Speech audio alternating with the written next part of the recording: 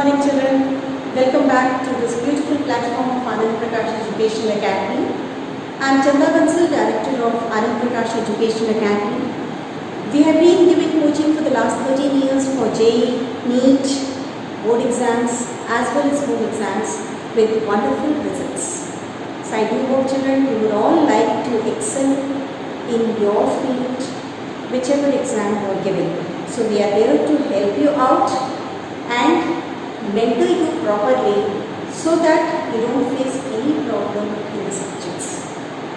So we are starting with the first chapter of 11th class today, and that is a very simple chapter. The term itself signifies some basic concepts of chemistry. Means till you understand the basic concepts, you cannot go ahead further in chemistry in 11th. I have heard children saying that chemistry is not my cup of tea. It's very tough and it's very boring, not interesting.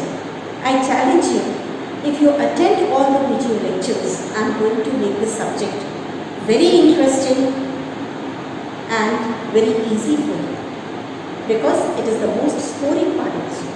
Just you need to concentrate, try to understand the subject properly, and things will be automatically done and you will be gaining perfection in that.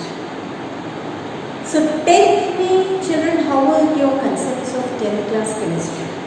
I do expect that you are going to come out in flying colors with very good result. I'll be so pleased to see your results. And that is the reason why I want to start with a very simple simple chapter. If you compare 10th with 11th, you will find the graph is steep. Graph of difficulty level is steep. In 10th, I'll say that very simple things, very easy things were there in chemistry. But when you come in 11th, things become very tough and at the same time very interesting, provided you do it with all that passion.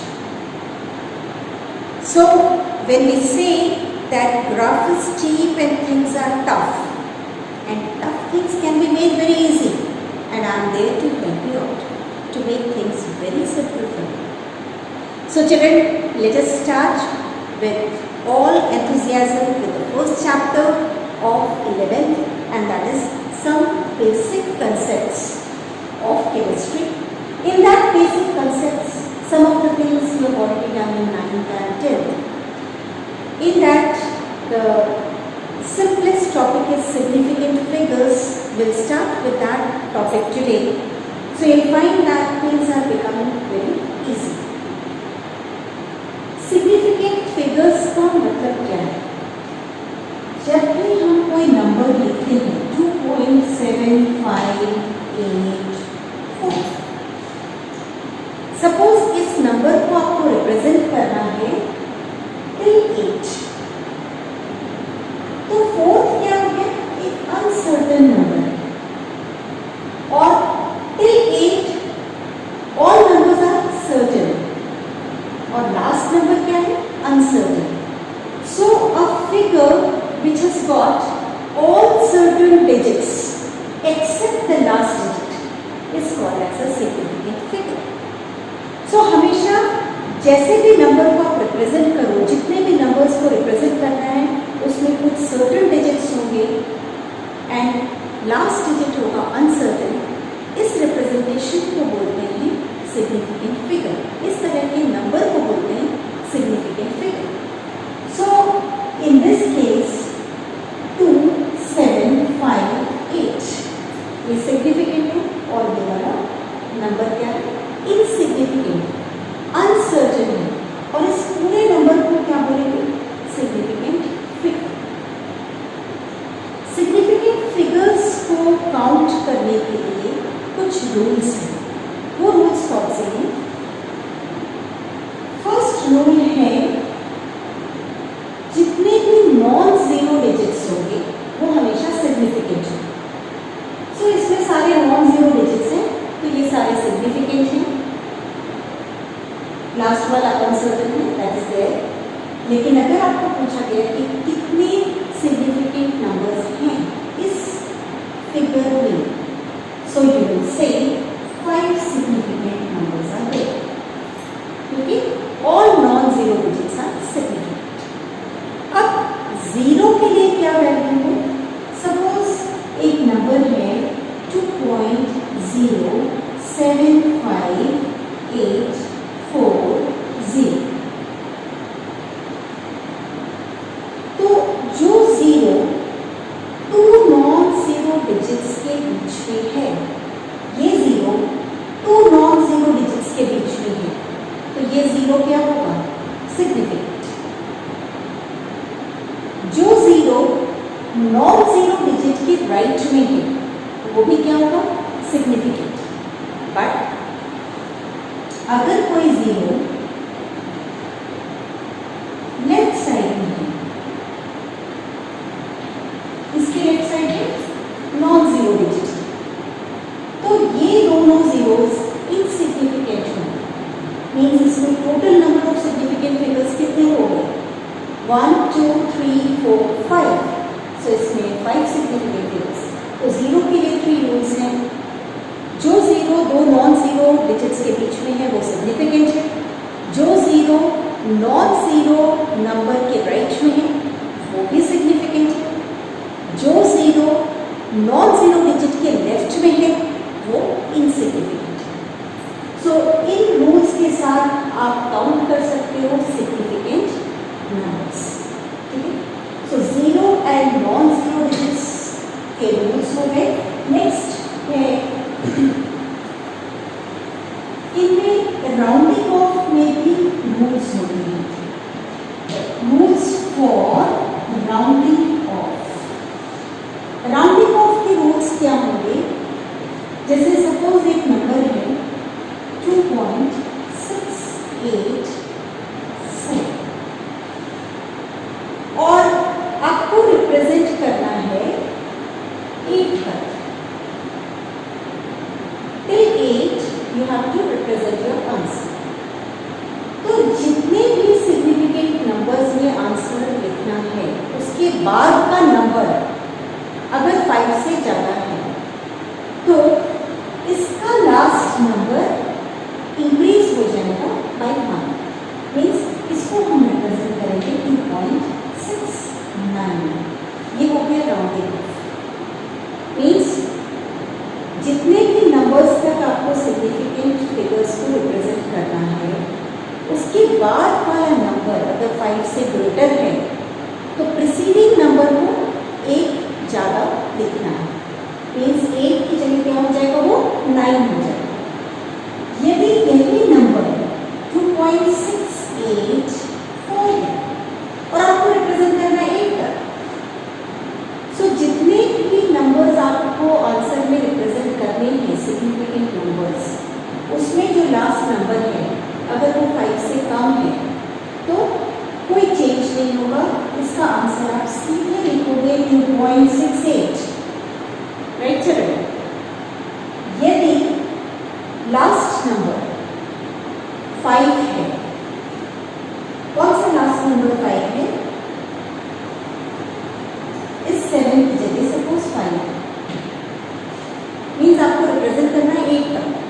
3 significant numbers में आपको answer represent करना है, लेकिन जो last number है वो है 5। तो आपको प्रीसीडिंग नंबर देखना होगा। अगर उस कंडीशन में प्रीसीडिंग नंबर इवन है तो कोई चेंज नहीं होगा, उसको आप रिप्रेजेंट करोगे 2.68 के फॉर्म में। लेकिन अगर प्रीसीडिंग नंबर ऑड है, अगर ये नंबर लिखा होता है 2.675, अगर प्रीसीडिंग नंबर ऑड है तो आप रिप्रेजेंट करोगे 2.68। तो 5 के लिए 2 रूल्स हैं। जितने भी सिग्निफिकेंट नंबर्स में आपको आंसर रिप्रेजेंट करना है, उसके बाद वाला नंबर 5 है तो प्रीसीडिंग नंबर आपको देखना है कि वो ऑड है कि इवन है। अगर प्रीसीडिंग नंबर ऑड है तो इंक्रीज बाय 1, अगर प्रीसीडिंग नंबर इवन है तो कोई चेंज नहीं होगा, वैसे ही आपको आंसर देन जल्दी से हम आएंगे नेक्स्ट पार्ट में कि अगर मल्टीप्लिकेशन डिवीजन होता है, अगर एडिशन सब्ट्रैक्शन होता है, तो आपको आंसर लिखने के लिए कौन से रूल्स यूज करने हैं। तो इसमें सबसे पहले हमको करना है अबाउट एडिशन एंड सब्ट्रैक्शन। इन दोनों में रूल्स सेम होते हैं। एडिशन एंड सब्ट्रैक्शन दोनों में रूल्स सेम होते हैं। ये एक नंबर है, इसको ऐड किया तो आपका आंसर इस तरह से रिप्रेजेंट होगा कि जिसमें least number of decimal places होंगे। इन 3 डिजिट्स में से ये वाला डिजिट है जिसमें डेसिमल के बाद सिर्फ एक नंबर है। मीन्स यहाँ भी आपको आंसर इसी फॉर्म में लिखना है कि डेसिमल के बाद सिर्फ एक नंबर होना चाहिए। Means in the case of addition and subtraction, answer will be represented as per least number of decimal places. So, इसमें है डेसिमल के बाद सिर्फ एक नंबर, इसमें भी डेसिमल के बाद सिर्फ एक नंबर तक आपको आंसर प्रेजेंट करना है। मीन्स इसका आंसर हो जाएगा 9.6। उसके बाद आप यूज कर सकते हो राउंडिंग ऑफ रूल्स। तो 9.6 के फॉर्म में आपको रिप्रेजेंट करना है और ये 4 है, मतलब 5 से कम है, तो इसमें कोई भी चेंज नहीं होगा। तो इसका आंसर हो जाएगा 9.6। अगर मल्टीप्लिकेशन लेते हैं, सो सपोज इसको मल्टीप्लाई किया, इसका आंसर 8.928 आता है। मल्टीप्लिकेशन एंड डिविजन में सेम रूल फॉलो होगा and that is least number of significant numbers. इसमें 2 सिग्निफिकेंट नंबर्स हैं और इसमें 3 सिग्निफिकेंट नंबर्स हैं। जब आप आंसर रिप्रेजेंट करोगे तो मिनिमम सिग्निफिकेंट फिगर्स वाला आंसर होगा। मीन्स यहाँ पे 8.9 है। अगर ये डेसिमल नहीं भी होता तो भी आप लिखते 89। अगर यहाँ पे आता 89.28 तो आंसर होता 89, क्योंकि आपको रिप्रेजेंट करना है 2 सिग्निफिकेंट नंबर्स के फॉर्म में। सो ये हो जाएगा यहाँ पे 88.9। फिर आप राउंडिंग ऑफ रूल्स को देखोगे, 8.9 तक हमको रिप्रेजेंट करना है। क्यों करना है? बिकॉज वो least number of significant numbers है। सो इसके बाद में 2 है तो कोई भी चेंजेस नहीं होंगे क्योंकि वो 5 से छोटा नंबर है, इसलिए इसका आंसर क्या हुआ 8.9। सो कौन सी चीज़ आपको माइंड में रखनी है, याद रखना है, that is multiplication and division में answer will be as per least number of significant numbers and addition and subtraction में answer will be as per least number of decimal places. Rounding off rules and then हम यहाँ पे देखते हैं कुछ questions आपके सामने हैं। जल्दी से इन क्वेश्चंस को आप नोट कर लो या स्क्रीनशॉट ले लो एंड यहाँ पे कैलकुलेट करके मुझे बताते जाओ यहाँ पे कितने सिग्निफिकेंट नंबर्स होंगे। 5, यहाँ पे कितने होंगे 3, यहाँ पे कितने होंगे 3, यहाँ पे कितने होंगे 4। जो भी एक्सपोनेंशियल पार्ट है वो इनसिग्निफिकेंट है, तो इसको आप एक्सक्लूड कर दोगे तो इसमें कितने सिग्निफिकेंट फिगर्स होंगे 4। इसमें कितने होंगे 3, इसमें कितने होंगे 2, इसमें कितने होंगे 3, इसमें 4, इसमें 4, क्योंकि सब 0 राइट साइड में, और इसमें कितने होंगे 5। So, children, I think you could understand about the significant figures. NCERT में फर्स्ट चैप्टर आप निकालोगे, एक्सरसाइज में सिग्निफिकेंट फिगर्स पे बेस बहुत सारे क्वेश्चंस हैं, उनको आप आज ही सॉल्व करके देखो। अगर उसमें कोई भी प्रॉब्लम है तो you can ask, right? So keep watching and if you like the video lecture, like it, subscribe it, so that we are able to give you more and more lectures to help you out. Till then, stay safe, study well, utilize your time. Thank you so much.